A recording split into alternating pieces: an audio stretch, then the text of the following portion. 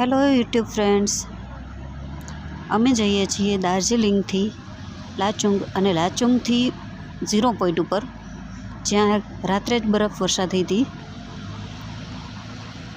અને ઠંડી તો તમે જુઓ, અને વાતાવરણ તો એકદમ ખુશનુમા થઈ ગયેલું હતું. ચારેકોર પહાડ બરફથી ઢંકાયેલા હતા.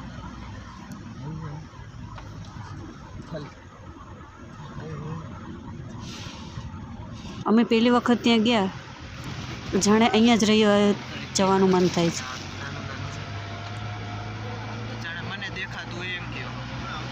એમ થાય કે આવું વાતાવરણ સતત જોયા જ રાખીએ, જાણે સ્વર્ગમાં આવી ગયા હોય ને એવી અનુભૂતિ થતી હતી. એકવાર જરૂર વિઝિટ કરો. વધુ જાણકારી માટે કોમેન્ટ કરો.